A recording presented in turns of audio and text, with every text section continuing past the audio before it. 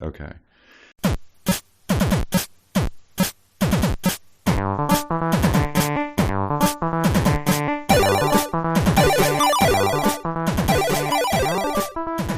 Hey everyone, that's the sound that means that this is the podcast where we talk about bad books.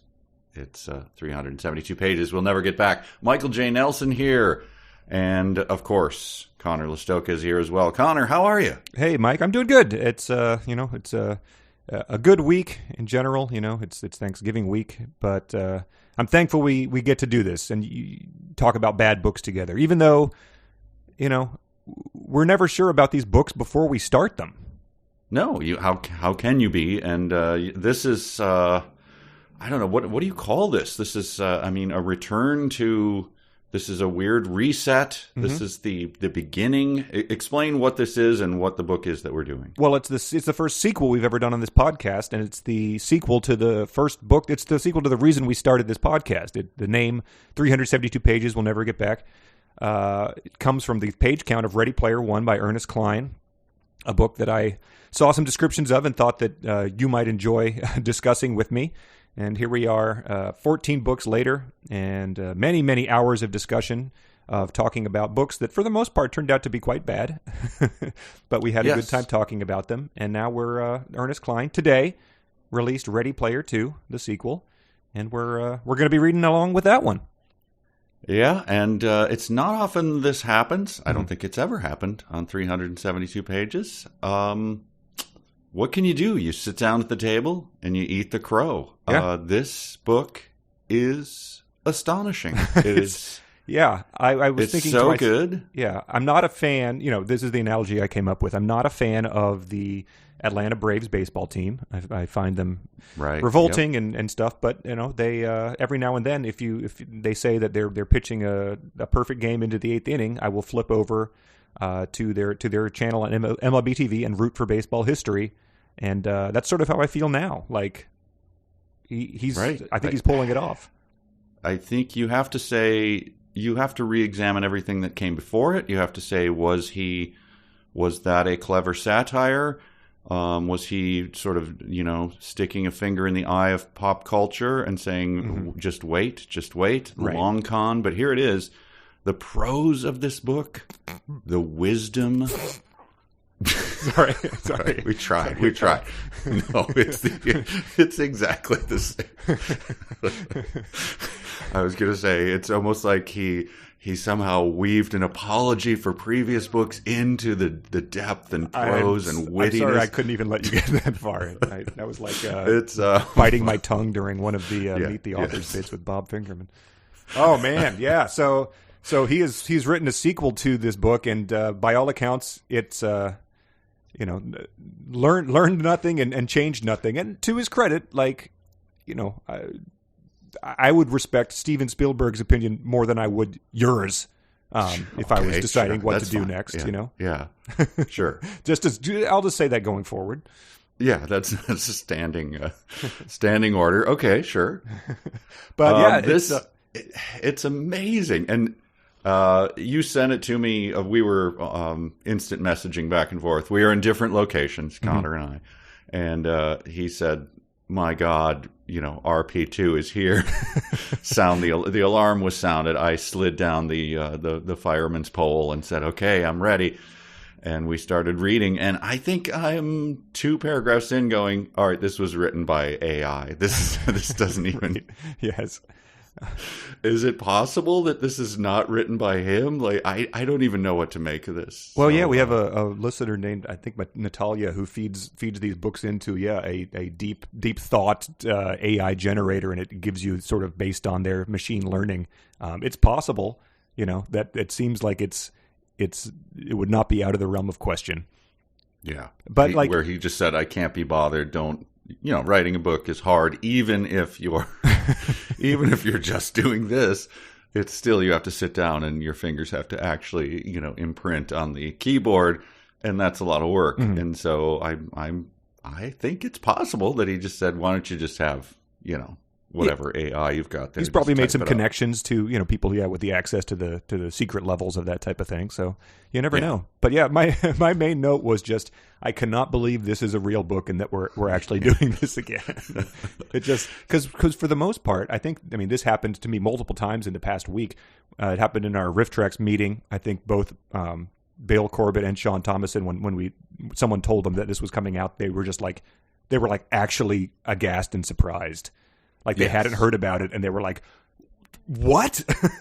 Yeah, I think most people in that meeting did the sort of, if they had all been taking a sip of tea with one finger up, would have spit it out and dropped their monocles. Right. Like, what? No, this is not possible. My dad had the same reaction when I told him that this is how I was going to be spending my day today. But so we've read the first two chapters, I guess, today. There's sort of an intro, and then there's chapter 0, and we just wanted to sort of get it out the door so people can start reading along, and just because it seems to be an insatiable demand for reading along with this book. Just because I think we'll call this episode 0 because we're not gonna linger on these long. It's fairly brief chapters, and in fact, chapter 0000, right? Is the right, and we don't have any fanfic. People, our listeners are going to start sending that in, I'm sure, and we don't have any emails or anything like that. So we're sort of setting the stage, and it worked out nicely because however this works, it sort of ended with these are both sort of the prelude to the entire book here. Yes. But and we should probably preface this. You brought this up, and I think we said this at the beginning of this podcast. This is not to hammer on him and call him a bad person, whatever. He's a hugely successful author, right? Yeah, who doesn't care one way or another what we think, and so it's sort of a standing thing, even with with Riff Tracks and everything. Well, why are you guys, if you don't like these, why are you watching them? It's not that we don't like them or that we wallow in in hatred or anything like that. Right. We do enjoy some. Obviously, we do. We have so many tropes that have come out of this that make us laugh a lot. Yeah, and exactly. So, the people toss around, hate watch and hate read, and I don't care for either of those terms because I don't think either of us would do this if we weren't gaining a lot of amusement from them. And this is one that I think we have gained a lot of amusement from both of his books over the years. So I thought that this is sort of like James Wynn made the movie Birdemic, which I think is a top 3 Riff Tracks title of all time. And then he made Julie and Jack, which is probably top 25. I mean, they're both wildly amusing, bad movies. And then when at some point in time, we got access to his unreleased 3rd movie. And I just remember we all sort of sat down in Nashville to watch it together. And it was just like looking around the room being like, I'm glad I got to share this with you guys because this is going to be great. And that's sort of how I feel with this one. Like, it's amazing that he made another book that, from all accounts, based on these first 2 chapters, has exactly the type of thing we're looking forward to. Yes, that's right. So that's why we do this, because it makes us laugh. Don't. If you love this, you're fine. Keep loving it. We love it in a slightly different way, and so we're going to discuss it. Yeah, and so it'll be interesting. Like, part of the reason we did this the first time was because Ready Player One, as seen on the back of the book, multitude of year-end top 10 lists. Best book of the year, says the AV Club. New York Times, rollicking thrill ride. Ready Player 2, not screened for critics. No, I was taking it personally because I kept writing to the publisher. Like, I kept trying to find, was I sending it to the wrong address, my request for advanced screening copies? Sure, yeah. Turns out they didn't give them to anybody. So, in my experience, that's a good sign. Always a good sign, yes. Movies with no previews, no critic screenings, always a good thing. And we're going to discover why that is right now. Yeah, and if you're just discovering this for the first time, we've read 14 other books together. We sort of take deep dives on them. We give listeners an assignment every week, and you can read along with us. You can email us your thoughts. It's sort of like a book club. And we have a Patreon that you can hop onto if you want to get advanced access to every episode as well as other bonus stuff. It's at patreon.com/372 pages. If you need to be the first to inject the response to Ready Player 2 into your veins, that's the way to get it. Connor, is it a book club or is it more of a wine club? I can't decide. So many empty white wine bottles when you leave after these episodes. Oh, man. I don't even know who I'm being here. That was interesting. Yeah. I have a lot of characters I haven't yet revealed on the show. Yeah, good. All right. We will meet Mike's basic voice on this one as we... But, I mean, I guess we should get into it. I don't think there's any more stage setting we have to do. No, I think we have set up a room, and let's go play in the room with the pegboard. Here we go. Well, yeah. So I should say, yes, right. I should say that we made a bingo card for this, and just of like predictions. It was all very much predictions of what might happen, and I think that some people might be filling it out after this first intro chapter called Cutscene, because it delivers the goods in abundance. When we were instant messaging back and forth, you had just sent me the PDF or what have you, and I opened it up and I immediately said, I won't spoil it. I gave one of the bingo things away, like paragraph 2, and you're like, what the hell? You're already reading? I was already circling the bingo card immediately. So yes, that does not disappoint. Yeah. Well, yeah. So it starts off with our hero, who says that he's in the on his new corner office in the top floor of the GSS skyscraper in Columbus, Ohio, preparing to start my gig as one of the company's new owners. And I was like, oh, I'll make a joke about how this is it's going to be a hell of a gig. But I didn't even have to make the joke, because the next paragraph contained our very first rig of the book, and I just wrote, hell yes. It's amazing. It's amazing. I mean, it pretty much is rig description for the first paragraph, or for the first chapter. Yeah, he has a brand new top-of-the-line Oasis immersion rig, a Habishaw OIR 9400. And he puts on his visor, haptic gloves, and initiated the login sequence, baby. So Habishaw, we realized that was sort of some in-universe thing. It must be a buddy of his on the slam poetry circuit or something, because it shows up. Right. I Googled it thinking it was an 80s reference initially, but the only reference to it was in his other book, Armada. Right. We couldn't figure out what the reference was. So that one is his own personal little joke, which again, did you appreciate the humor? I did appreciate the humor. There's a lot of jokes. There's a lot of Edward style humor. Edward from Midnight Sun humor. I felt goofy grins climbing across my faces It was amazing to me. I've said it before. I think you're much better at remembering the stuff that we've read or that we've watched in movies. I tend to flush the RAM memory, and because I just don't have much of it available. Sure. So when I was rereading this, I'm like, Robes of Anorak. No. Halliday. Oh, right.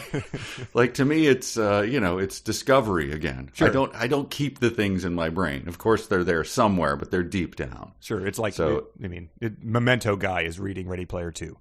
Yes. So it was a treat to me. It was like someone leading me by the hand and going, "Remember this, Mike?" Oh yeah. Well, that's essentially what the book is doing. So you have a meta experience with this, and we get to remember some things very early on, because sort of the plot of this is that he goes to he logs in, obviously, because that's the way any thrilling book starts, is with characters logging in, and he returns to the Oasis. Yeah. Is there any mention of lag?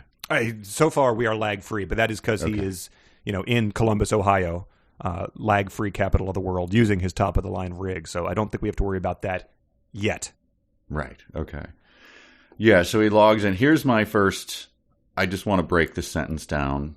My first... It could be anyone, so if you have a different one, that's fine. But so here it is. According to the news feed headlines... This is when a bunch of people he logs back in and there's a big crowd waiting to greet him.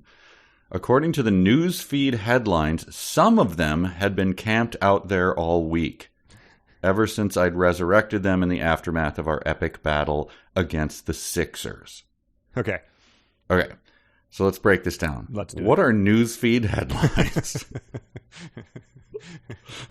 So it's not according to newsfeed stories or anything. It's according only to the headlines that some of them had been camped out there all week. Others So the headline, what would the headline be that would describe this? Can you come up with it? So I'm looking at my news feed, and I'm getting I'm not reading the paragraph. I'm only seeing the headline. So the headline would describe what is happening here. It would say something like this. It'd be like 36-point all cap. Man lands on moon headline. Some of crowd has been there longer than other crowd. In many cases, for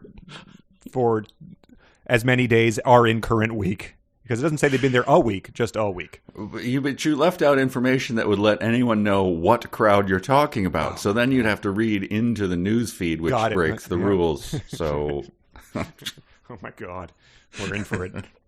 I know. We've gone Kleinian in the very first couple of sentences. It's amazing. There's more to come, baby. Is there? Oh yeah. So the crowd sort of like mobs him, but he teleports inside to the virtual, his virtual office. So he's in his regular office, but then he goes into the virtual place, which I think is the room where like the old man showed up with the young boy at the end of the movie. Oh God! The puzzling, the younger version of himself that he keeps around. Yeah, awesome. But then, so he looks at his Easter egg. So that was what he was received at the end of the tournament because they were egg hunting, aka gunting. Gunting, sure. And so he notices that there's an inscription on it which says GSS 13th floor vault 42 dash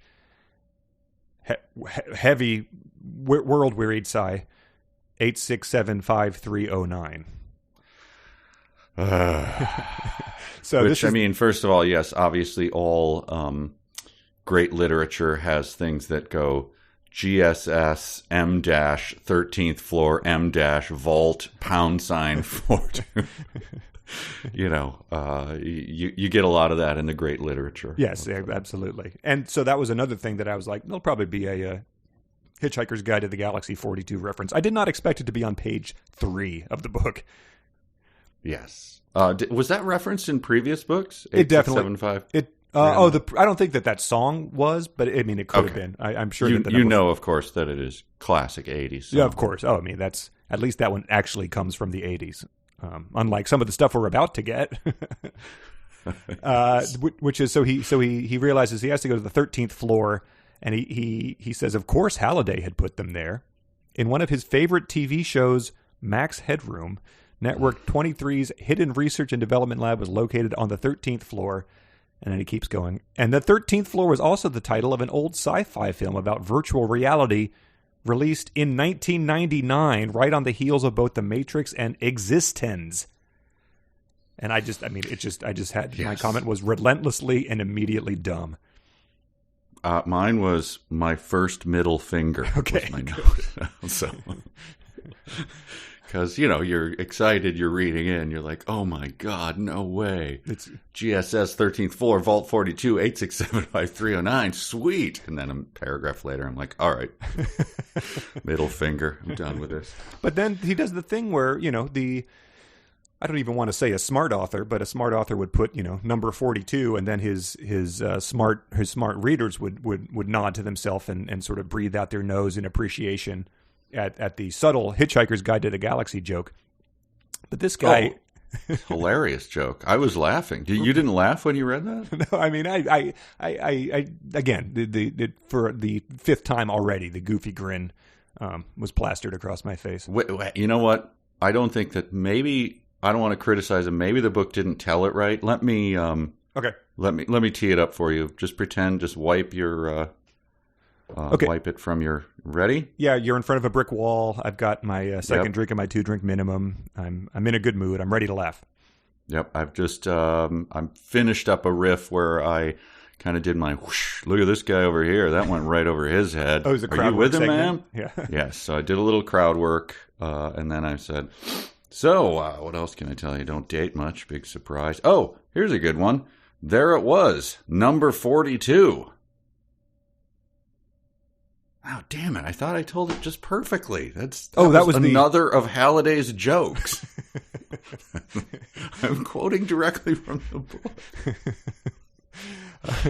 That was one of his jokes. That is a joke. Yeah, that's a joke. It's like Take My Wife, Please, in its brevity. You sort of have to It's like, yeah, I can't humor the bit anymore. I'm sorry. No, exactly. No, that's what he puts in there, is that's a joke. To make any reference to anything that may, I mean, we know what number 42 is, Hitchhiker's Guide to the Galaxy.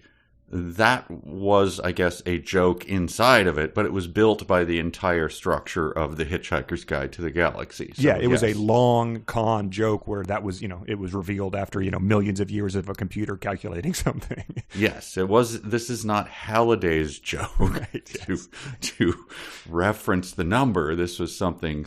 I guess it's like saying, I don't know, is there like you said, take my wife, please. If you just said wife and just said another of Halliday's jokes, he's referencing Henny Youngman's take my wife, please joke. Right. So, it's not a joke at all. It's a reference. And anyway. Right. But I think that, a smarter author would recognize the tendency that's been a, nerd tendency for decades. I think it's been a trope, is that just quoting something makes you puts you in the position of being, you assume the mantle of that thing that you're quoting, so then you're the funny guy. Right. Stolen valor, man. Stolen valor. Yeah. But then speaking of stolen valor, we have an interesting turn of phrase here. He says I stood there for a few seconds reminding myself to breathe. Ah, yes, I have that as a very called out note, underlined 3 times. We just had this. Is this becoming a new 372 trope, along with long fingers and hot fingers? Moms? Yes. What in the world is going on? Because that was something that Edward had to remind himself to do. I think he had to remind her. Okay. Because he was so stunning and so captivating that she would stop breathing. Got it. At his wonderfulness, the pervy old dude, and this is happening here. I had to remind myself to breathe. Also, we get a lot of that's edging towards the Kleinian thing of your awareness of your own awareness of, or whatever, however that level. Yeah, we've used the term a couple times here, but so if you're just listening, that's something that happens in his books, is that a character is not certain of what they're feeling, but from a weird third person perspective, where I felt myself blink, or something like that is a kind of that would be Kleinian, right? And it's coming up very, very soon. There's 2 examples in a row, but we got this when he describes the second part of Halliday's joke. He says, I punched in the 7-digit combination from the egg's inscription into the code pad beside the vault door, 8675309, a combination no self-respecting Gunter would have trouble remembering. So that to me, that seems like it must be an oxymoron, but I can't, the phrase self-respecting should not precede Gunter in thinking. Wow, he actually quotes the Jenny, I've got your number, as he's punching it in. Ugh. Right. Yeah. It is. It just the bit is of explaining the jokes is just amazing. I don't know. I don't. Either leave it down there to be it's not it stops becoming a reference or a joke, quote unquote, when you just keep hammering on it, like, huh? Sure. Right. Wife, right? Right. Take one, huh? Connor? I have one who's annoying, and I would like you to please remove her from my sight. All right, here's a... so he finds the rig, right? So we're getting to the rig here. Yeah, he gets a new rig. That's what's inside this door. Yes, and we'll get to that in a second, but just this. This made the whole sensor array, which was the thing that fit over his head, adjustable, so that it could fit around heads of all shapes and sizes. Is that normally how how in the world of ergonomic design, do we start worrying about heads of all shapes and sizes? I mean, I guess it seems like it's relatively narrow compared to one size fits all is usually the way a human might say that. I mean, I guess you have to know your hat size when you have, a hat band that is non-expandable or what have you. Yeah. But in terms of headphones or earbuds, we're not God, I hope these earbuds fit my head of weird shapes and sizes. Yeah, I don't know. Like they're talking about cone heads or like former NBA star Popeye Jones. I think he had a weird head. Yeah, I mean, I guess they're hydrocephalic people, and that's nice of him to take them into consideration. It's just not a thing I see mentioned much when you're talking about things that interact with human heads. Right. But it also says the device had a segmented central spine that appeared to stretch from a wearer's forehead to the nape of their neck. So did it appear to, or is that exactly what it did? Because it seems to me that's probably exactly what it did. We have to interview the narrator of this book. Like, is it accurate? Did it appear to? Yes. Come on, man. We can't have an unreliable narrator this early in. It's going to be a long ride. But then we get it. We get the second one. So that I figured that was my first Kleinian one that I noticed. But then it says that what this thing does, it allows an Oasis user to see, hear, smell, taste, and feel their avatar's virtual environment. The headset's sensor array also monitors and interprets its wearer's brain activity, allowing them to control their Oasis avatar just as they do their physical body, simply by thinking about it. No fucking way. I heard myself whisper. So there it is. Full Kleinian, yes. Everything about that paragraph and the follow-up that's Kleinian. There you go. There it is. Yeah, Platonic. But yeah, so this is the thing. There's no other way for me to describe this other than saying that he's got a better version of the Oasis. You know, like in the last book, we were told that the Oasis is, you know, the greatest thing in the world. Everyone spends their time there. It's a substitute for reality. But now we're told that was garbage. It's unusable. We're now doing this better version that I guess you just couldn't have conceived of the last 10 years ago when he wrote the first book. Yeah. There's no more hiding in a broken down bus, right? Right, yep. Mm-hmm. With battery packs, with your multi, what is it? Omnidirectional treadmill, yep. Treadmill. And the suit he wore to feel every gunshot as if that's something you wanted to do while you were messing around in virtual reality. Right, and so I was sad to think that the discrete opening's a thing of the past. Right, yes. It's too bad. But this is the .oni, which he spells out. Yeah. So, but Halliday says it in his little video. Yeah. No word on whether the young version of himself is in the video. It's just him. He says he describes him as all like gaunt and probably dying or whatever. The young version is sort of like in the background, like, you know, blinking. It's not clear whether he's regaining consciousness or drifting off. So yes, that's his. So while he was dying, how did he die? Did he have cancer or something? Yeah, it must have been. Yeah. Yeah, as he's getting his dialysis or whatever, he's making a video for some person he's never met, saying, "The device you now hold in your hand is an Oasis neural interface, or ONI." And then goes on to describe how you don't need any, discrete openings or whatever. So I want that to be my last words to everyone too. You shove your sons and wife out of the room so you can make sure that no one in the future will have the GIF controversy with your own personal file format.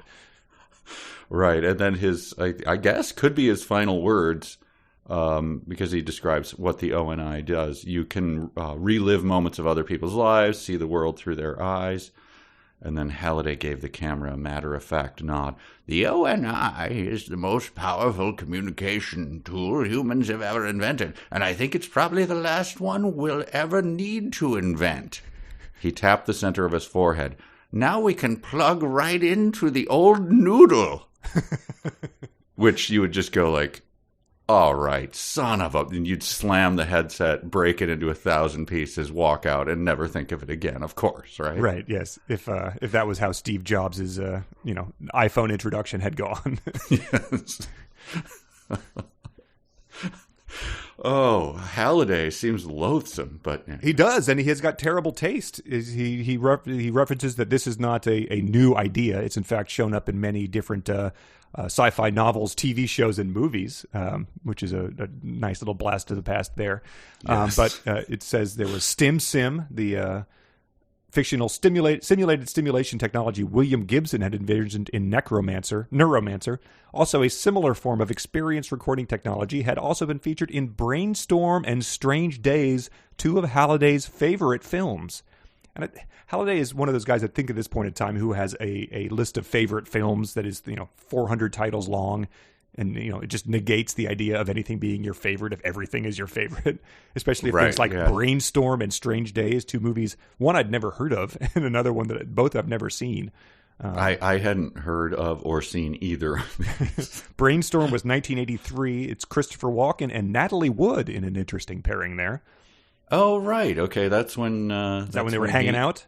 That's when he and Robert Wagner killed her. I'm kidding. Lawyers, please. Parody, yes. Parody. This is fully parody. And then Strange Days is the classic 80s movie from 1995 that James Cameron wrote and Catherine Bigelow directed. Okay. Yeah, but it is, if you have, somebody around you in your life who, when you bring up any movie and they go, oh, that's a great movie. Like, it can't all be great. I was just referencing the fact. One day I had to watch this with my cousin because it was raining. It's not a great movie. Right. It means a movie I have seen. Yes. I stared at it for 2 hours. He also has seen enough anime to know that Oni was a Japanese word for a giant horned demon from the pits of hell. I think that's another joke. But I was waiting to... I was gonna laugh. I thought you had the follow up to it. It's a great joke. Sorry, yeah, I shouldn't have explained that it was a joke. It never makes it funny when you have to explain it. Right. I'm kidding, of course. I like this. He sort of is debating, I think, whether to plug in here, but he says I couldn't pass up such a historic opportunity. It would have been like passing up the chance to be the first person to walk on the moon. Besides, I wasn't worried about the ONI being dangerous. If using the headset was potentially harmful, Halliday would have warned me. Let's jump ahead way far in the book to the next paragraph. According to the ONI documentation, forcibly removing the headset while it was in operation could severely damage the wearer's brain and or leave them in a permanent coma. The next paragraph, the ONI documentation also noted that a sudden power loss to the headset could also cause potential harm to the wearer's brain. So that's a real moment there. I was astonished by that. The documentation, the EULA is right that he left for the one guy who would win, the one person who would win the competition includes. So while he was writing it, like he's on his deathbed, again, like, I want this headset to go to everyone. Now, if we do rip it off in the middle of applying it, no. Oh, God, no. Well, we have to put something in the documentation about that, sir. Or he's what really do I care? I'm dying. Like, no, please, let's hammer this out. Or he's really into doing it. Like, again, he's sending his grandchildren out of the room so he can write, Coda A53. And they're like, sir, no one has ever read one of these. Like, they just skip to the head and click accept. Like, no, we must say to be that thorough. Does not apply in Cayman Islands or... Wow, yeah.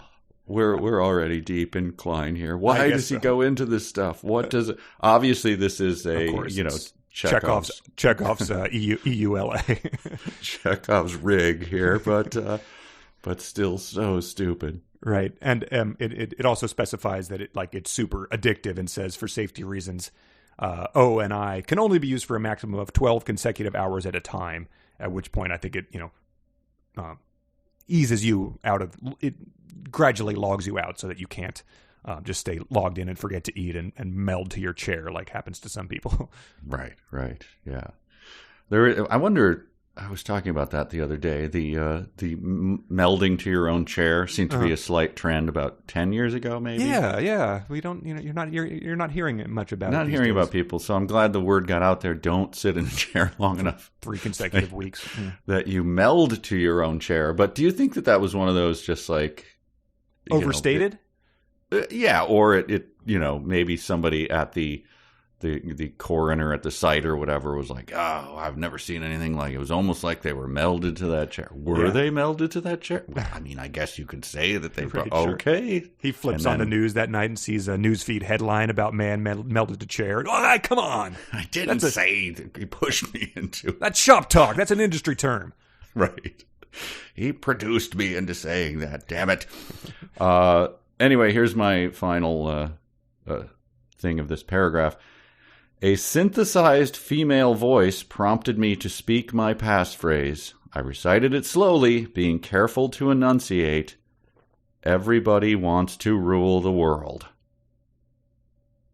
So, we're still going to read this book. Are you still committed to this? Right, yes.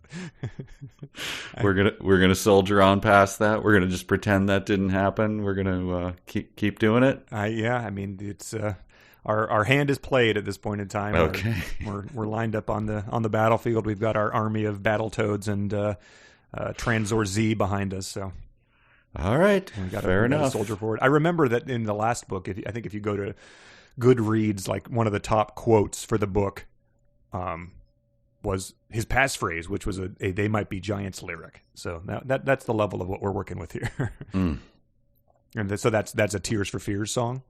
Yeah, that was their big hit of I don't know, 1985 or 4 maybe. I don't know, probably 5. Joke. It's a great joke. It's not for everyone. It's dark humor. Edward would appreciate it. Right. It's a nerd thing. Right. That smash hit that was probably the top of the charts for 3 consecutive months. It's probably still occasionally like dips in and out of the charts just because it's played on so many things. Yeah, I think it might have been in the in the movie. Oh, of course. Why? Yes. I don't remember much about that. So Halliday, the end of the thing, he just basically passes out. He says, "Take all the time you need to decide." He has a coughing fit. "And don't let anyone rush you once Pandora's box has been opened," which I think is classic 80s, right? Yeah, that was Pandora's story.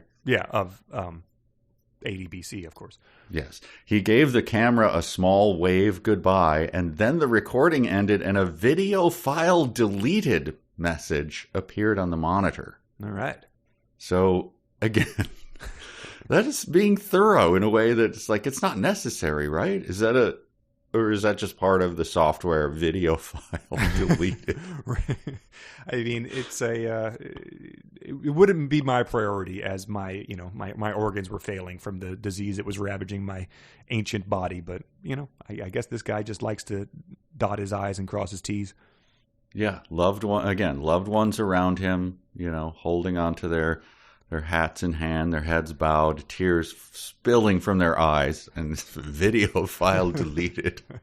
Make sure that comes up. Like, okay, that's Grandpa, do you have any deeper thoughts? It's nope. Not Ani, it's O-N-I. Oh. Yeah, so he logs in, and it's Ready Player 2. And so that's the end of it was called Cutscene. That's how that starts. So that's another joke. Sorry. I'm sorry, I forgot that's right. That was the a callback. I called back to the chapter title. Then we get into chapter 0000, and these, like I said, these both sort of serve as a prelude to the book as a whole. But Mike, I don't want to do this because it's sort of hack because it's what he does. But this is just like when they started making Star Wars movies again, and it was like, what's the plot? Oh, it's the first plot. And they just do, they build, what do they build? They build a Death Star, but it's bigger. That's what happens here, right? All it is the Oasis, but he just thought of another detail that you could do in it. And so now it's much better. I cannot believe that's, do you think that he objected to that even maybe? And then people, the editors went, look, we both know what this is. Yeah, right. Yeah, exactly. Yeah. Stop with this. Right. It's like after I think for the second one we should do something a little bit different. Like no. He's buttoning up putting on his belt, and he's asking the hooker if she wants to grab breakfast or something, and she's like, we know what this is. Like, come on, right. We don't have to pretend this is. I just saw a little documentary. Rainn Wilson has one about weird little competitions. Oh yeah, we watched that. Yeah, did you see the one about the yo-yo? That was the one we people arrived, so we stopped watching it 15 minutes in. A good call. The yo-yo champ, who was a yo-yo prodigy, his dad actually sold more yo-yos than anyone. That was amazing. I said that they should have had one of those be a fake one, and you would have had to guess which was like the mockumentary as we were watching, the dog dancing or something. That's what they look like. In fact, Spinal Tap, when they promoted that movie, they did the cheese rolling thing as a gag. Oh, wow. I knew I had heard of it, yeah. Yeah, so there's a gag reel that has nothing to do with Spinal Tap that promotes it. Anyway, the yo-yo guy is retiring, and so that's the gist of the doc, little half-hour doc is, hey, this guy, is he going to win on his final time because he's retiring to turn to music because he's a musician. Okay. So he's spinning yo-yos around and everything. And then as his music, he did his own music instead of having some sort of piped in song like a skater or something. And he said at the end of it, like, I bowed out, and it's hard to accept that I'm no longer doing yo-yos, but I think people really loved my song. And it just made me laugh like, dude, you are never going to stop doing yo-yos. Right, yes. This is what you do. I'm sorry. It's not, it's almost amusing that you think you can do something else. But that's what I wonder whether Klein thought for a minute. What if we do something where there's not an egg that we're all hunting? Like, Klein, sit down. Yeah, it's in your DNA. If he had tried, it would have been great. And maybe this is going to happen. Maybe it's going to explore the deconstruct sequels in that sort of way, or maybe it will transverse genres. He'll be a hard-boiled detective in one, and then it will go into a Victorian novel as he enters these different worlds in the Oasis. We don't know. We've only read 2 chapters. Yeah. All right. That was an actual joke. There's only so much dead air you can leave on a podcast. I did as long as I possibly could. Hello. Well, yeah. Let's talk about the chapter 0000. Okay. Does this just refer to, this is just as dumb as it seems, right? This is just the number that comes up when you're playing a video game. Is that right? Is there 4? It's your score. There are 4 characters, right? Going, I guess. I don't know. Yeah. Who cares? Right. That's all we could do. There's a whole thing of, like chapter titles that are wonky in here, I think. So there's going to be chapters, there's phases, there's segments, there's other cutscenes, I'm sure. So we'll have to just sort of sigh deeply and move through those. Right. So he's in the Oasis, and here we go. Here's the description.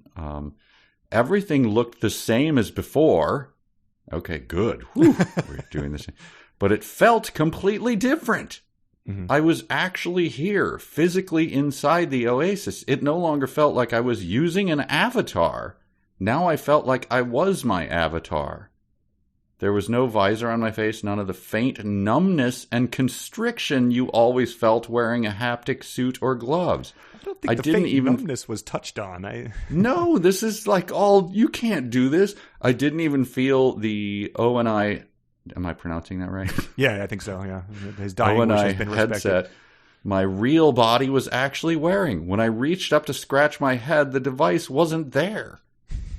Didn't he go into deep detail about how everything was real when he was inside the Oasis before with his stupid suit? He talked about how he had to buy a new suit. He didn't talk about numbness or anything. I guess it's the sort of thing like when you have a phone you've been using for 3 years and you get used to like how slow things are to start up. You don't notice till you get the new one how much better it is. But that's this with the entire virtual world that he spent 400 pages enthusing about last time. It's just amazing, though. So, yeah. So I guess if we went back to that book and looked at, because he talks about specific models and, right? Remember, didn't he want, he had to buy the new model and he was able to do it with his winnings from one thing. And so, he never mentioned like how trash it all was. It's pretty good. It's like when you go and read phone reviews. And it's like, it seems like this is a good phone, and the reviews are like 2.3 stars. Like, yeah, dumped it in my toilet. Didn't work after I took it out. Like, all right. There's always going to be the only people who review phones are those who like hate their phone. Right, yes, exactly. When I put this under the Large Hadron Collider, it revealed that the pixels are not as sharp as the previous model or something like that no one could ever use on there as they're trying to order Domino's with the app. Yes, but I think he was spending pages enthusing upon the suit, and I had no idea. Well, yeah, there was constriction and faint numbness.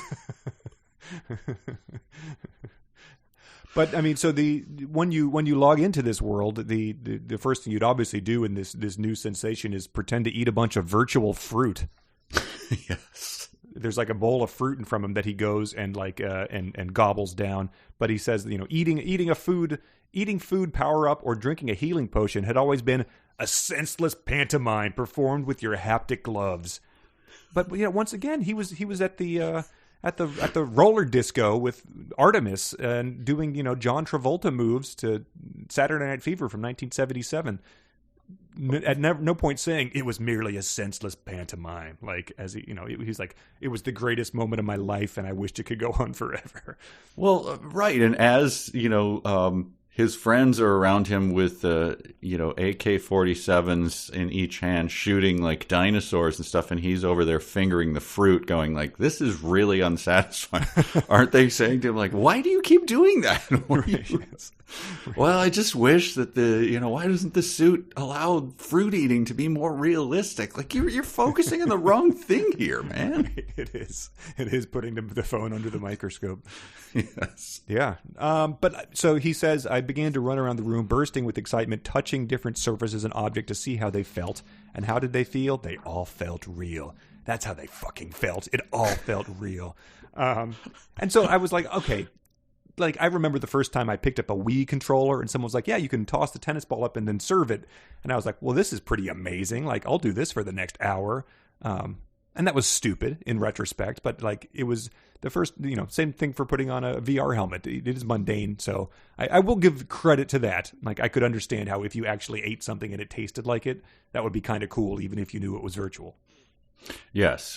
Speaking of Wii, it reminded me of a nephew bought one the second it came out, and he did it, it was around Christmas or whatever, so the whole family was together. And my brother-in-law took the Wii. It's almost, this is like a parody. And he did the tennis swing, and the Wii controller went whizzing an inch in front of my 101-year-old, my wife's grandmother. Who could not see it, and it hit the wall and busted a hole in the wall. Yeah, wow. That was like 2 seconds into. Amazing. And it went, and everyone's just like, oh my God, oh Grandma. She's like, what? Well, this looks fun. It's just amazing. Glad I survived the Spanish flu, World Wars I and II. Like, to be killed by a dumbass Wii controller. Yes. Playing the tech demo. Yes, a big-headed character playing gay golf or tennis or something. Yes, but anyway. So this is where he says that he bites his tongue to sort of see, and then he says, "As I suspected, Halliday had put some sort of pain prevention safeguard in place." And then he takes out his ray gun and shoots himself in the foot right away. So he goes from some 0 to 80 to that pretty quickly. But again, I think he did specify in the movie and book that they were intentionally wearing suits that would let you feel every punch and gunshot in your thing. And I think we harped on that for quite some time, that would be the least desirable aspect of any video game. Yes, there's no reason to put that in. And also the physics of how you would do that with a suit, like how physically could you take something, stretch it across your chest, and make the thing then plunge in like a shot of a bullet? Like, it just seems difficult. But in this one, he's doing the exact opposite. And why does he suspect that Halliday had put it in a pain? There's no reason to suspect that. This is a weird dude on his deathbed, who's got a little kid version of himself. Right. 3 feet behind him. And as we were about to see, like, the idea of, so he's going to like nuance between, pain and pleasure on this scale. Like, this is going to come as some really bad news to people in like the erotic trampling community, or, the it is a bondage community, enthusiasts. isn't it? Is what? It is a community, isn't it? But like, you log into this and all of a sudden you can't feel pain, or they're telling you what is pain and what's pleasure. Like that's making decisions for people. Yeah, I don't is think true. that's going to fly. Right. I do write in this paragraph, then I have a sonic challenge for you. I didn't realize it until this moment. All right. So he shoots himself and feels the mild jolt of pain, as we're discussing, Okay. but seemed more like a hard pinch than a gunshot. Got it. A giddy laugh escaped me as I holstered my blaster. So let me see your scene work with your blaster and holstering it, and then okay, and Pew. Go ahead. Oh, jeez. Oh, God. It's like a cartoon dog sheriff or something. Sure, yes. I for some reason I found myself looking up deputy dog yesterday for some sort of reference, and for some reason I found myself looking up. That's very Kleinian. Maybe I was putting yourself away from the action there on the bingo card, but then deputy dog was like 1960. Oh, yeah, that's what it was. Someone made a "Who is the sheriff of 64 Squares" reference. I was gonna make a deputy dog joke, and then I that there's a cowboy guy in He-Man, so I used that as instead. I'm in too deep. Wow. Yeah. You went through a lot there, and then you found yourself looking up deputy dog. Okay. Exactly. But so this is so far. There's been no other characters in this. He mentioned that H was in Senegal, and that one of his buddies, Dato or Shoto, one of them died, I guess, and then the other one is back running the Japan office or something. But then Artemis is now known as Samantha, and we get like the second mention of her here. He says, "This was it, the final inevitable step in the evolution of video games and virtual reality. The simulation had now become indistinguishable from real life. I knew Samantha wasn't going to approve, but I was too exhilarated to let myself think about that. So I'm just glad that we have the first strong woman character in here who shows up to not even be present, but her nagging is already omnipresent." I'll be honest, I had to think for 1 second, like, Samantha? Yeah, no. Like, this has to be, okay, yeah. Right, it was only by elimination. I did not remember that at all. That must have been, final page of the book. Let's wrap this up then. By the way, my name is Samantha. Right. So the new innovation, plot-wise, is that he opens up ONI files. Yeah. Which are other people's experiences. Yes. And this is where Klein immediately goes bananas. Like, this is so bizarre. And so unnecessary. I suppose this is like the big idea of the book, I think guess. so. Yep. It's his William Gibson moment. So if you were going to open up other people's experiences and you could live them, I mean, what would you do? I guess is a question. Here's what I'd do.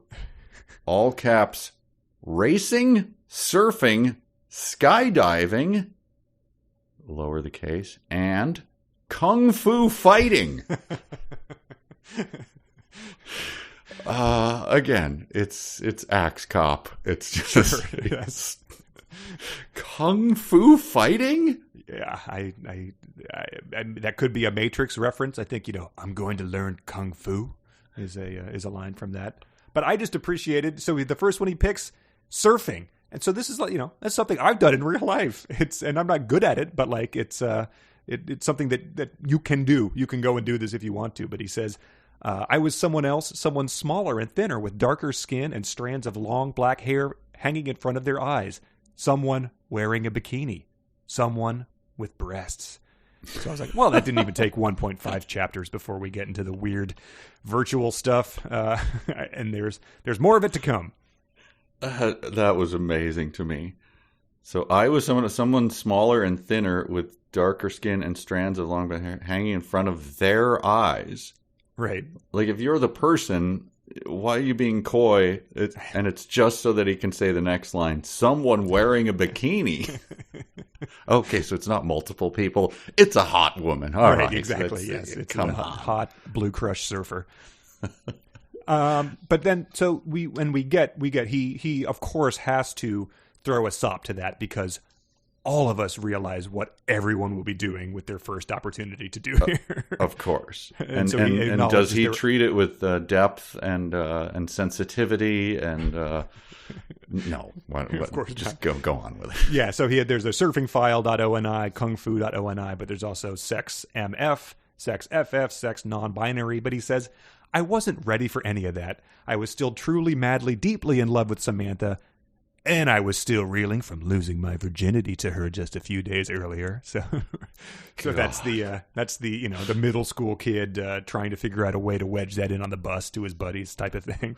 Right. I don't think that was covered in the book. I think we would have remembered that. I don't think it was either. That I circled as well. Do you think that is he just too dumb to know? Truly, madly, deeply is a cult 80s film. Oh, really? Yes, with what's that Alan Savage Rickman. Garden song? Yeah, it must be a quote from something, but I don't, Okay. But anyway, it's a movie, so I don't know whether he's doing that with Truly, Madly, Deeply, or he's just using a cliche. But then I didn't know it was a song. That song is that's a movie from 1990, and that song came out probably a couple years later. Does 1990 qualify as classic 80s? Oh, absolutely. That's that might as well be 1981 for what we already had a 1999 movie discussed in here. But then to put a bow on the paragraph, he says, "I figured that cheating was cheating, whether it was live or it was Memorex." That hits home to you, I'm sure. That was exceedingly natural sounding. What is he trying to do? What is the point of that? Does that make anyone happy? It doesn't make me happy. It puts Charles Dickens' Memorex analogies to shame, I think. But yeah, it's come on. Is Memorex the one where the guy was in the chair, like with his everything blowing back? I don't think so. That's been, I think, used for a lot of stuff. But is it live or is it Memorex? Was just, I don't know. Maybe it was an 8-year campaign. From a tape manufacturer. I guess it could have been memorable. I don't know, but it's not something you obviously. Well, that analogy was a spicy meatball, is what I have to say about that. Ancient I would Chinese like to squeeze secret, it, huh? Yes, yeah, right. Oh man, we could have had some of those on the bingo card. How many licks does it take to get to the center of a Tootsie Pop, huh? There, end of paragraph. Right, yes. Yeah. The audience stands and applauds and Hall F at Comic-Con. Great joke. I liked this part. So he does the various non-sex experiences, and then he logs out, and it says, "I looked around my office. I checked the time. Over an hour had passed, which seemed about right." Hello, check 1 2. It just is that bizarre. That's a very strange. Yeah, wow. How will Spielberg depict that in the movie? I just the time that he's there, how seeming about right. How does that get conveyed in film? Yeah, storyboard it makes my that. brain hurt. I'm not sure. And then, so he launches into sort of the history. I forget if Halliday documented this or not, but we get 800 words about the development of the O&I system, which is so Halliday, bizarre. And the way he gets into it, he says, so there's like a paragraph stop, like or a hard, ... We're into a different section. How in the hell had Halliday done this? Like, I don't know. Who gives a shit? Right. You've introduced it. Like, I don't care. Yeah, it's all magic at this point in time. But then the answer, it's sort of like a grade school essay where you tell him what you're going to tell him, and it ends with him saying that was how Halliday had created the world's first non-invasive brain computer interface. And in between, you get him essentially being like a German doctor and experimenting on people with disabilities in order to develop this, like people it's who are Mengele stuff here. Yes, yeah. Except that it's billions of dollars of funding, and it's all sort of like vague save the cat stuff, right? Where it's people who really need this, and Halliday's doing it, but in secret, he's actually trying to make a haptic headset, which is like this. That doesn't make him a good person. Right, like, especially because pretending to care about the disabled. Right, and the things in that, the EULA, where forcibly removing the headset while it was operation could severely damage the wearer's brain, isn't just something that he's putting out there theoretically. Right. That's something that they learned in these trials, and now they have hopefully corrected a bit. But someone who thought they were going to be able to, hear music for the first time was the way they realized that. But then beautifully. So this is it. It's been put in their hands. It's, they own it, the company, they being, H and Samantha, whatever. Sure. And so then as you say, 800 words on how the thing was developed and why, and then ... new section. We didn't make our decision lightly. We weighed all of the pros and cons. Then after a heated debate, the four of us held a vote. The eyes had it, and just like that, we changed the course of human history forever. Yada, yada, yada. That's amazing. That's incredible. I didn't really piece that together with the severe details of the product development cycle. Oh, that is astonishing. But it's on brand. Remember at the end of Armada, he said one sentence, "We cured cancer and most other diseases." Something that would be like a trilogy in itself gets that one sentence, changing the course of human history. But the camera coming down, the drone camera flying in and covering stuff in the way that he writes. Why not the heated debate? The four of them holding a vote, the weighing all the pros and cons. We just had 800 words on how you developed, Halliday, the non-existent character, developed a headset 25 years ago. Why are we? Yeah, it's like the pros equivalent of the Zack Snyder film technique, where they're moving a normal time and then slows down for the impact and then speeds up and then goes back to normal time. Yes. Oh, it's just funny. So in 2 paragraphs, then they did a series of safety trials. So I guess people weren't ripping the headset off. You would hope not. I mean, you'd hopefully to get that dying wish conveyed to them. They did that and then began to mass produce the headsets. Right. And then here's another. I hate these save the cat things. We put them on sale at the lowest possible price to make sure as many people as possible. I think that companies do that as the lowest possible that will make them profitable. Yeah, the definition of capitalism. Right. I mean, I guess you could put them on sale for more than people are willing to pay for them. Right. But if they're trying to help the consumer, they would this thing might weigh heavier in people's minds. The moment our headset hit the store shelves, IOI's entire line of VR goggles and haptic gear were instantly rendered obsolete. Yes. Which just consumers love, a software update that renders their phone they've had for 2 years, creaky and slow. Right. Oh, these things that he's waving away. He's basically saying, look, we're, as a favor to humanity, we're giving these things away. Mm-hmm. And then the next paragraph is, we sold 1 million units that first day. Right. Okay. So then there's a flex on how well they sold, how well the company did after saying, basically, we don't care about profits or anything. Right. We killed it in the market. But then he sort of gets into what the plot is going to be, I guess.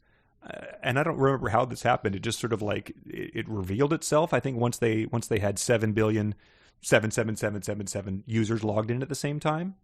Mm-hmm. There's something that says, "Seek the 7 shards of the siren's soul," and it became to be known as the Shard Riddle. And the siren is a reference to Kira, who was Ogden's wife. Whose wife? I've forgotten that was the character where this all came from. His buddy. I just didn't hear whose wife you said. Ogden. What? Are you okay? Halliday's buddy. Halliday wanted to bang his best friend's wife, and Ogden's wife portrayed a character named Lucosia as a D&D character. So she was a siren. So that's it. It's a tribute to her. Feel free to refer to him as Og now, because that's... Augie, yeah, okay, sure. Because that's in the book, yes. It is, all right. Yeah, he would probably... Will Wheaton, the audiobook narrator, probably had an issue with it, too. Lucosia? Yeah, never heard of it. I haven't either. Okay. There was a Lucadia pizza in San Diego. Well, there's a town, Lucadia, right? Yeah, probably a joke. That is funny. It's dark humor. All right. So now we get into the real. Now he's just like hand waving. I don't know how much time is passing here as all this is happening, right? Yeah, I think Setting it's up years, the book. I think. Like, look, we there's a new suit, blah, blah, blah. We sold a bunch of them. Everyone has one. Old ones are gone. Okay, now, the plot. You got to find some shard thing or something. Right, yeah. It's a whole new generation of Gunters, and they're all scouring the Oasis for the 7 shards, even though nobody really knows what it is or why they're doing it. This is just, they build a Death Star, we try to destroy it. That's what we do in these things. We all understand why we're here. And then here's another of these things where he's in over his head, but he doesn't care. He's only going to give it a paragraph. And so here we go. Innovative online industry stock continued to plummet. Mm-hmm. When it fell low enough, we orchestrated a hostile takeover of the company. Well, hostile takeover sounds bad. GSS absorbed IOI and all of its assets. Jeez, that is hostile. Transforming us into an unstoppable mega corporation with a global monopoly on the world's most popular entertainment, education, and communications platform. You sound horrible. Right. You sound like a dick. Those have usually worked out well for everybody. Yes. To celebrate, we released all of IOI's indentured servants and forgave their outstanding debts. Yeah. So does that include the guy with the Oasis implanted in his scrotum, I guess? Right. What? So that was your celebration? He's playing with people's lives in ways that are just astonishing that he's just going, but it's okay because we did this. Right. We're going to be different than every other people who have ever wielded power. It's like, I declare myself emperor for life. There can be no other leader, but it's going to be okay because I'm going to... do you mind if I ruminate for a minute on whether I want this to happen? Right. Because, he's just like, we're in charge of everything now. Right. And when you can hand wave away things like he does, that makes that a lot easier when he says like, it's allowed us to weed out the unsavory or illegal recordings before they could be shared with other users. The past decade has showed us that social media companies will never do anything resembling that and are reluctant to, even the most dangerous things. They're perfectly fine with as long as it gets them clicks. But again, they're going to do it differently. Yes, don't worry about it. We'll set up a board that'll do. They're really nice guys. It'll be fine. Sir, the guys who have to review that content all suffered severe depression, and their rates of suicide have increased because they have to view the absolute worst things that happen in humanity on a day-to-day basis. We cured cancer yesterday. Okay, good, fine. Oh my God! And it just goes on like this. This is just this is like I guess a montage of them taking over the world, getting the Oasis set up, getting everyone, including. It seems to say like, this is poor people, basically like everyone's doing this. Yeah. And it's good. This is really great. Like we're so awesome. Here's what it says. The clips that you put online. If one of your clips went viral, the profits could make you rich overnight. Mm-hmm. Movie, rock, porn, and streaming stars were all scrambling to exploit this brand new revenue stream. Yeah. Again, hand waved. Wait, what you were talking about that you reviewed everything to make sure that it wasn't anything bad? Yeah. But this is supposed to be just like, well, obviously this is what's happening, and so this is an unalloyed good, I guess. Well, they have great power and great responsibility, but the idea that you can get rich quick is still something that exists in society, and that their company has done they haven't solved any ills. They've just made it easier for Instagram influencers to get rich. Like that is right. How they've chosen to wield this power. But what he's doing by setting up this reality where anyone can just go be someone else, and then saying that you could get rich doing that, like. why do I give a crap if I can go, as he says, for the price of an iced latte, you could experience anything that human beings could experience. Right. So my point being, what the hell is the difference whether or not? Well, maybe people were getting rich. That's the point, man. Making the things. How can that be the point? Like, if I don't need to do anything, why would I do anything? Yeah, he has people sitting and, drinking soy protein and eating seaweed in order to just log in and do this sort of thing. But I liked that it did specify movie, rock, porn, and streaming stars. And I was just like, I think you're going to find that the third one there might be, a little more popular with people than like pretending you're playing the Sacramento House of Blues as the bassist of Better Than Ezra.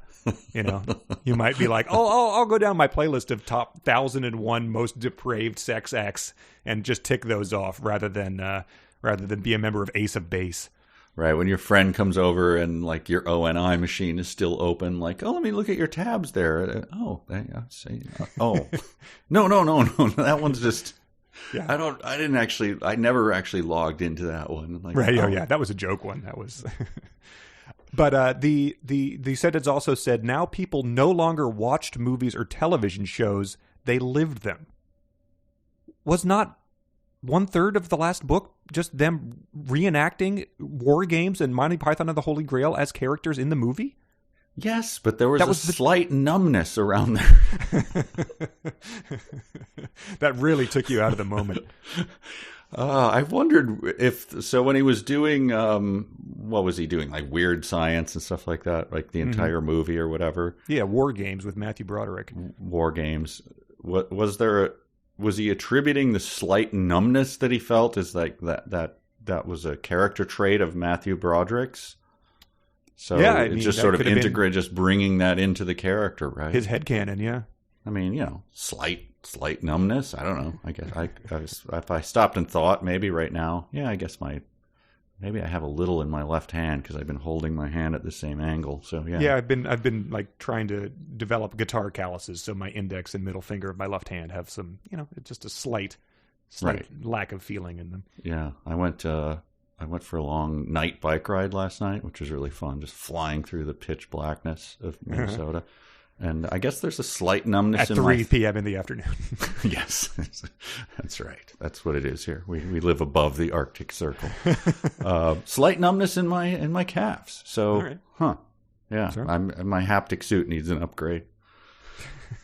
This was my first book hurl, where I wanted to throw it across the room. Your first is only coming in chapter 0000? I mean, there was Deep Weary Sighs. There was like sort of standing up and taking a walk and, contemplating my place in the universe and what I'm doing with my life. This was the first actual, you've got to be kidding me. Sims were recordings made inside the Oasis, and Rex were ONI recordings made in reality. Except that most kids no longer referred to it as reality. They called it the Earl. A term derived from the initialism IRL, and Ito was slang for in the Oasis. So Rex were recorded in the Earl, and Sims were created Ito. That is a you better out put the window into the river. Yeah, the bank pen chain on the book. You have to tie it to your wrist, just like a Wii controller, so you don't hit grandma in the face. Exactly, like the Yo-Yo Champion 1-year-old we were talking about. Yes. And then he says you could eat any kind of drug, eat any kind of food, take any kind of drug, eat any kind of food, have any kind of sex without worrying about addiction, calories, or consequences. And it was so I just don't. He focuses a lot on these like multi-course like French Laundry meals and stuff. And so I was just like, are people still climbing Mount Everest with Batman then? Did they realize that was a dumb as shit way to spend your life? And now they're doing more refined things. They're doing the tasting menu at Alinea. Like he's not focusing on what he used to like doing. I guess he's grown up. But it's all a lateral move, and he's pretending that nothing happened before. That's what's so bizarre. Like, no, that was the entire premise of the previous thing, was that this was all made real. Yeah, but it's slightly better. Okay. So there we go. The word's a new book. People. I mean, I guess if you work at the Ford dealership and the new, what is it, Ford Encore or whatever comes in, and you have to convince someone, even though no one there can tell the difference, or I guess you got to go through the exercise of it. Like, climb into this baby. Do you feel that extra room around your shins? You bet you do. Now let's start this baby up and listen to it purr. Like, yeah, it's pretty much the same as the last model. I just need to get one for my company. Yes. But just imagine you're doing that talk about a microfiber crotch inlay. I forgot about that. Yeah, slaps the hood of the crotch. This baby's going to get you every kind of sex you could ever feel like. And just imagine what it feels like when you bite into a pluot. But people are also, he claims this is, again, like we say every single time, the depravity would be off the charts. But then he claims that it became fashionable for young mothers to make an ONI recording while they gave birth to their child, so that in a few decades, that child would be able to play back that recording and experience what it feels like to give birth to themselves. So unequivocally, that would never, ever happen. It's unbelievable that he comes up with these concepts and the editor is not like, no, what? Like you read, William Gibson or, David Foster Wallace had that sort of prescient moment about video phones. And it's like, okay, wow, man, the people were sort of ahead of the game, and they predicted a lot of like the vanity and self-centeredness that stuff like this might have. Like this is just pick the dumbest thing that, you would get the response of the guy in Office Space who's like, no. Hell no. You'd be liable to get your ass kicked if you suggest I would go experience myself giving birth to myself. Plus, he eliminated pain. This idea, it is horrible. Give birth to yourself? No, this is awful. So yeah, as you mentioned, the 5-course meals anytime they pleased. Mm-hmm. And the reason being that the lives of the impoverished all around the world, it made them a lot more bearable and enjoyable. Is he he's honestly saying that, like, this, like I said, this is great stuff. We sold these headsets. We have no compunction about what they're doing to people. Wasn't that the whole point of the first book? Is like, is this a good thing? The book ended with him deciding whether or not to keep it offline or not. And in the movie, they introduced that he was going to take it offline like 2 days a week so that you could go outside and, climb a tree or something. But push then you get a slight suit upgrade, so then the entire world, then it's a good for the entire world. He has zero introspection on this and no shame about ignoring it. Right. Yeah, he describes it as chemically engineered super heroin in terms of how addictive it is. My God, he's a monster. Right, exactly. Well, maybe that's where it's going. We don't know yet. I don't know. But yeah, it is very funny that the author operates with that, like you said, like Axe Cop 10-year-old understanding of the world, where just giving them a better toy and giving them a 50% discount on Arbor Day. For their new rig is going to make their lives better, as opposed to like reforming government at its core, redistributing food and wealth to people type of thing. Yes, he has no introspection. But speaking of, you just made 50% discount. Okay. Birdemic. We're going back to Birdemic. Sold 1 million units the first day. And then they made $1 billion. Yeah. I started marking those all down. It's like, this is obviously a Birdemic. This is a complete homage to Birdemic, the whole thing. That's what this is all about. This is the long con, yeah. Finally, out of a mixture of disgust and desperation, I offered $1 billion to anyone who could provide me with information on the shards. Yeah. But yeah, so then it says that there's people are engaging in this hunt, and there's a little jokey thing in here where he says the shard hunters start referring to themselves as shunters to differentiate themselves from their elder counterparts, the Gunters, but then everyone began to call them Sharters instead, and they changed their mind and started to call themselves Gunters too. The moniker still fit. The 7 shards were Easter eggs hidden by Halliday, and we were all hunting for them. I wrote down about that paragraph because I quoted it in whole.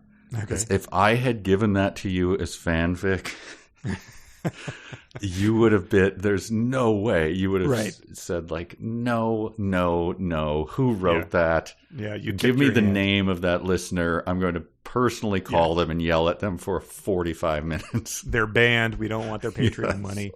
That was a response that when I published the screenshot of my Kindle the 8675309 and Hitchhiker's Guide, there was a lot of people saying, fanfic author tried too hard, like they tipped their hand. Wow, that is stunning. I mean, I guess that's an actual joke that he's putting in. So, you have heavy scare quotes around that, right? But as we talked about in every episode before, like Sharter.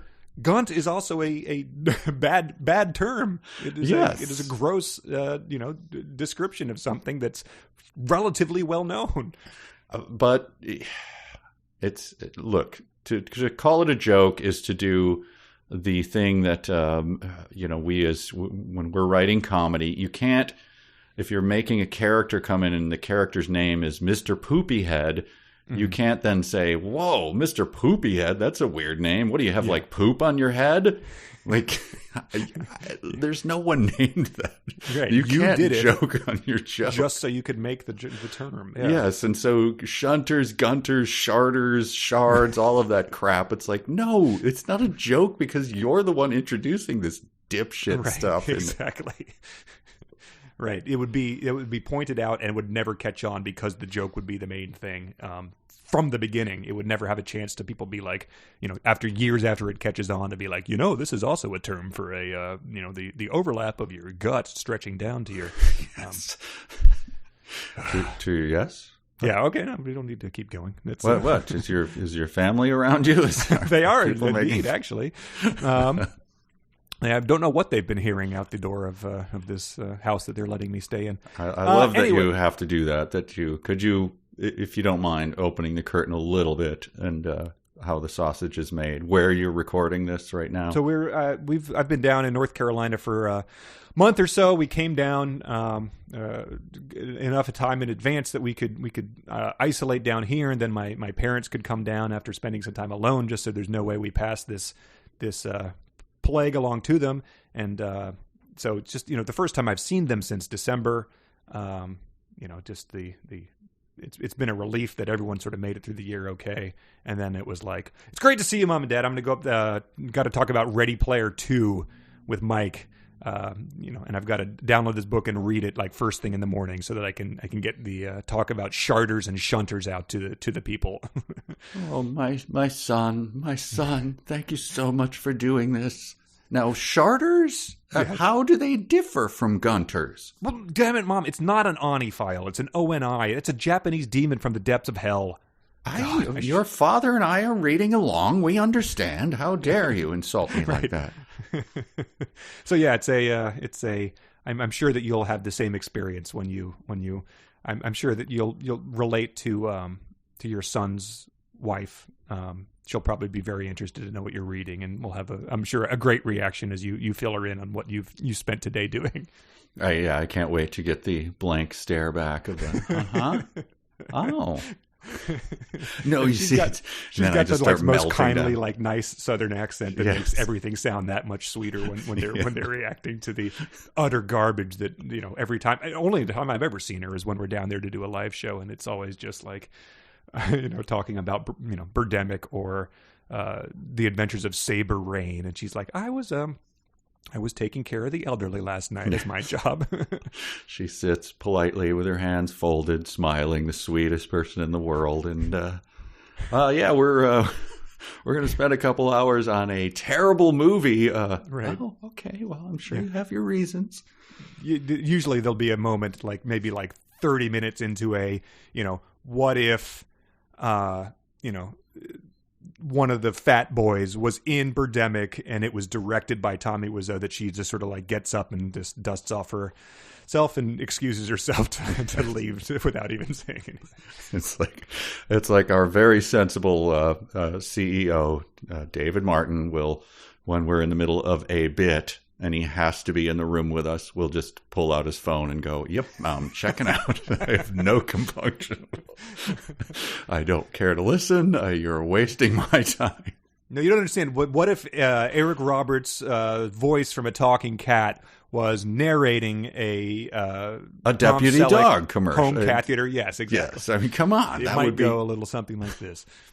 All right, we're 20 minutes into this bit. I think we're getting it down. Why aren't you listening, David? Come on. Anyway, so he finds an enterprising young Gunter who leads him to the first shard, and when I picked it up, I set in motion a series of events that would drastically alter the fate of the human race. Ugh. Ready Player 2. But that's not even the last. Okay. Doesn't that seem like that's like I set in motion a series of events that would drastically alter the fate of the human race?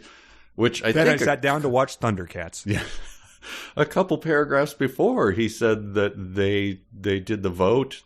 They had a sandwich, and then they voted, and then they changed the course of human history. Yes. So there's a lot of these, like, wow, man. I was talking with friends the other day about, because we were reading the story in Genesis of Ishmael, and I said, well, it's what a brilliant first line to a novel. Call me Ishmael, because it brings in so many things, even if you don't know what those things are, obviously. Okay. And so that's one of those moments like, whoa, why would we call... He set in motion a series of events that would drastically alter the fate I'm in. Yeah, and then there's a new paragraph. I feel obligated to give my own written account of what occurred. So that future generations, if there are any, will have all the facts at their disposal when they decide how to judge my actions. So I guess that's kind of like going, call me Ishmael. Here's why. Because, like, Ishmael it's an ambiguous character. It's got a lot of rich history. Anyway, yeah, just call me that, because it's going to be cool. You'll see. Right. It's the sweaty, already contradicting your own reason for putting this out there type of thing. No, man, it's okay. You drastically alter the fate of the human race. I think Snooki has probably written 3 books at this point in time. So it's going to be okay as the CEO of this company. We understand you've probably got a lot to say about this. I feel obligated to give my own written account. That's going to go down. I'm going to say that in every book I ever write, or anything. Right. I feel why is this person writing this book? I don't was it out of a sense of obligation, or was it just something that they wanted to do? I don't understand. Your Honor, I feel obligated to give my own. Right. Oh, man. Put wedding vows and work that into it somehow. I feel obligated to tell you that I will love, cherish, and hold you. So. Oh, man. What a start. It delivers. I mean, it delivers the things that we were hoping for. It's in spades. I can't even believe it. I can't wait to see where it goes, especially just because everything has been established as, you can live your movies, you can live rock shows, even though you could already do those things. So it's not, I don't think we're going to be getting too far out of his wheelhouse is my prediction. But how is he going to top, like, that you can rewatch the tape of yourself being born? Like, what new stupid things? That's a good bingo thing. Like, what will happen? That like what is the main thing that people will do that'll be a surprise to us? Because he's going to drill down on something really stupid. Yeah, there was always the tossed off things that we always thought would warrant a whole book in themselves, like the guy with the Oasis implanted in his scrotum. There was the pulling a Pendergast guy. Those minor characters are the ones that I'm looking super forward to. I also thought about that because he said that nobody was going to do anything untoward, basically, because they have a whole board towards it. And I just thought, like, what a hand wave away of, like, obviously people would start being serial killers just to put those files, right? I mean, right. There's a whole bunch of, like, incredibly dark things, obviously. Yeah. And but those are just like, nah, we made sure we edited those out. Right, exactly. There's no dark web of the Oasis, I guess, where that sort of stuff would be more prominent. Wow. So in honor of that, probably shouldn't, as we do this book, we shouldn't go to the dark web to look for any recreations of things. Yeah, I guess we'll just have to. We might have to enlist the players. I guess. Yeah. All right. More way to do it. Open up that checkbook then. Oh man, yeah. Well, hopefully this gets some new eyes on the Patreon because I think probably those guys don't work cheap. That's true. Do you have a dumb sentence? I had 2 that we did not. I did write one down. I mean, again, this is not an explosive, dumb sentence, but I put it down. Are you going to play the song?